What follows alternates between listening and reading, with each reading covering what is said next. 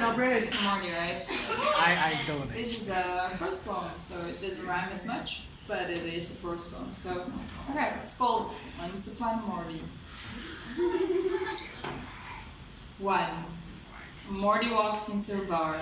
The bar is not really a bar. The bar is an office of a dimension in the galaxy where the possibility of Morty walking into a bar that is not really a bar, but an office of a dimension in the galaxy where the possibility of a Morty walking into a bar that is not really a bar, but an office of a dimension in the galaxy where the possibility of a Morty walking into a bar that is not really a bar, but an office in a dimension where the possibility Morty stops. Calls out, "Grandpa, this is an infinity loop." He receives no answer. 2. A Morty doesn't walk into a bar. Instead, he walks into a garage. On one hand, the signed papers of the house he used to call home, which incidentally has the garage.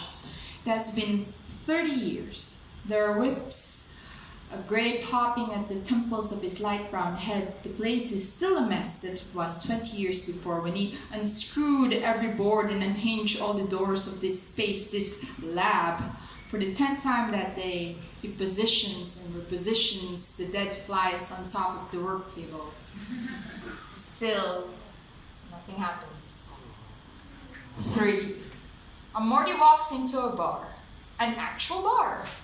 A bar with bottled ethanol and little hoses connected to the 2 levers that spew froth and beer like a faucet, and a Morty old enough and financially endowed enough to purchase a glass or 4.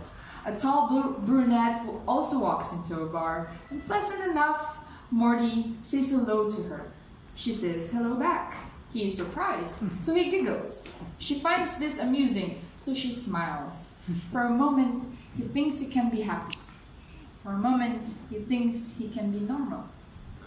The phone buzzes in his jacket pocket. He takes it out, looks at it, places it back. 4. A Morty walks into a room that he once thought could have been made into a bar.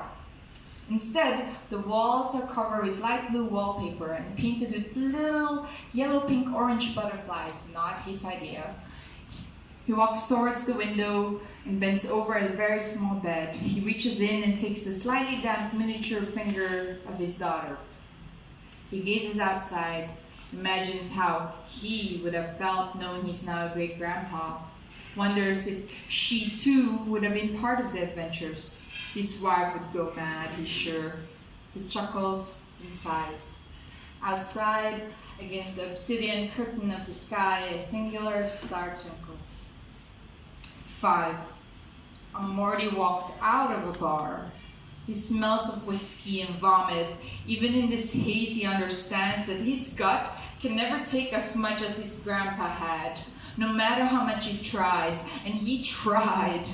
Outside, the sky weeps. He lets it wash him. He lets it dilute the saltiness touching his lips, remembering his grandpa's alcohol breath when he used to tell him to grow some balls, Morty, and not be such a wuss.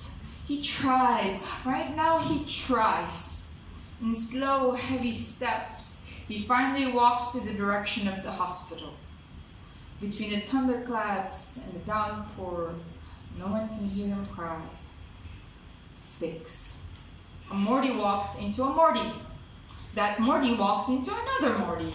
And that Morty walks into another, and that into another, and another, and another. A line of Mortys walk into one another.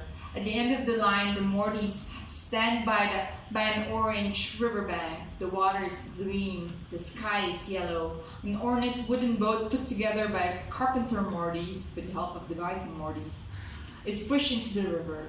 The unmistakable white lab coat flaps against the wind.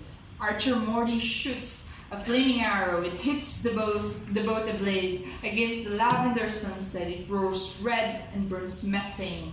The lab coat waving as if to say his last farewell, in flashing fireworks and booming farts.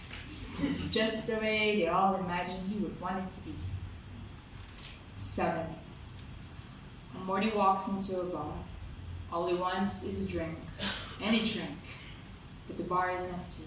On the counter, he finds a handheld device glowing green. and a note that says, "One more adventure, Morty." 8. And Morty walks into a bar. From then onwards, this is the only adventure he will ever have. Thank you.